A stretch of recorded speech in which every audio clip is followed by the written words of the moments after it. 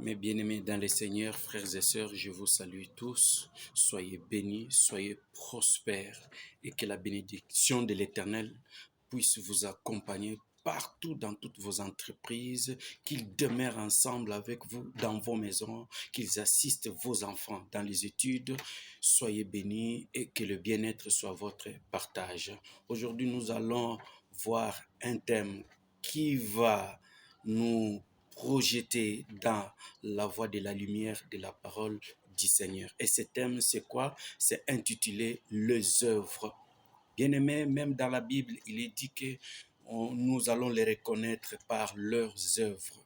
Les œuvres, c'est la référence par laquelle on peut identifier l'appartenance d'un humain ou de quelque chose. C'est pourquoi nous sommes dans le livre des Proverbes 14. Dans ce livre, la Bible déclare que la femme sage, c'est celle qui bâtit sa maison et l'insensé, c'est celle qui la renverse par ses propres mains. Nous épinglons la maison. La maison, c'est une habitation. C'est l'endroit où nous sommes censés être là pour être protégés. Mais quand on parle de la maison, on doit voir comment on peut bâtir cette maison, comme la Bible le dit.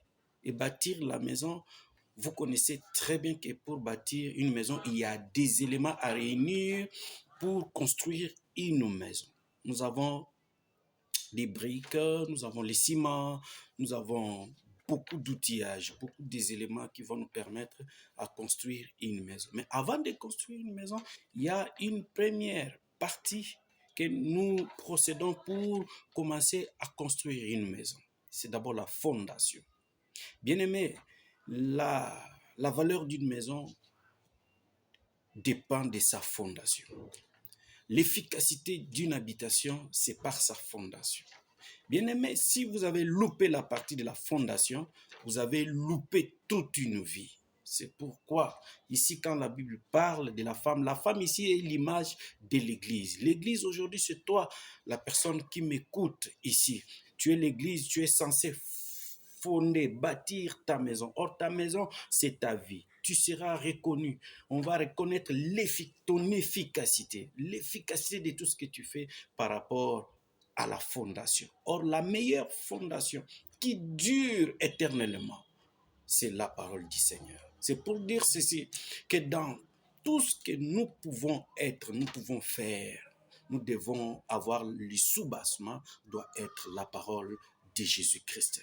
Car cette parole, c'est ça la vie. Pourquoi? Parce que cette parole, c'est celle qui a créé toutes choses. La Bible dit qu'au commencement, c'était la parole. Et la parole était avec Dieu. Et la parole était Dieu. Et c'est cette parole qui est Dieu. Veut dire que notre soubassement, c'est Dieu. C'est Dieu qui est notre efficacité, qui est le fondement de notre vie. Et la personne qui est fondée sur Dieu est inébranlable. La personne qui est fondée sur la parole de Dieu ne peut jamais être détruite. Aujourd'hui, s'il y a plusieurs combats qui tracassent, qui fracassent notre vie aujourd'hui, c'est parce que notre soubassement est lequel? C'est quel soubassement? Tu es sur quoi? Qu'est-ce qui te soutient?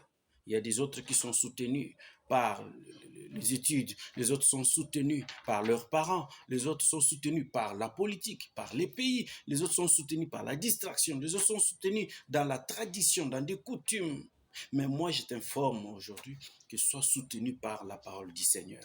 Car la Bible dit ceci, tout passera, mais la parole du Seigneur restera toujours là-bas. Oui, mes frères et sœurs, les œuvres spirituellement, c'est des éléments qui nous permettent à construire notre vie. Notre vie, c'est une maison. Et on reconnaîtra l'efficacité de notre vie par rapport à nos œuvres. C'est pourquoi Jésus a dit, on reconnaît un arbre par ses fruits. Les fruits, ce sont les œuvres de l'arbre.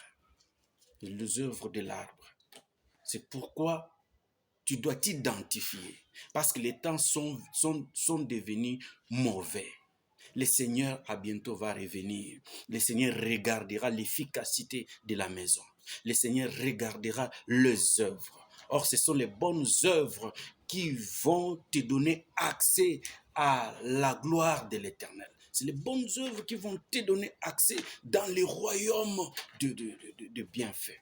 C'est pourquoi, mes frères et sœurs, cette exhortation, laisse que cette année 2022, que ce soit une année où il y a une prise de conscience des œuvres. Contrôle tes œuvres. Si la fois passée, tu avais des mauvaises fruits, mais cette fois-ci, que ce soit des bons fruits, car l'obscurité n'est pas loin. Les ténèbres est en train de s'approcher. Les ténèbres est en train de vouloir couvrir toute la terre est sous le noir.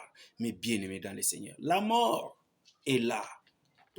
Donc, il n'y a rien de spécial ici-bas que nous pouvons espérer qu'espérer la vie de Jésus-Christ. C'est pourquoi j'ai pris que le Seigneur puisse t'assister et que le Seigneur puisse t'aider et que ton soubassement cette année soit la parole du Seigneur. Sois bâti sur la parole du Seigneur. Laisse que tes enfants, tes entreprises, tout ce que tu vas entreprendre, tout soit sous le roc, soit sous la parole du Seigneur. Laisse que cette parole puisse pénétrer dans vos demeures, dans votre travail, que cette exhortation puisse entrer dans votre cœur, puisse transformer votre cœur et que tu sois quelqu'un de nouveau, de spécial. Au nom de Jésus-Christ, j'ai ainsi prié. Amen.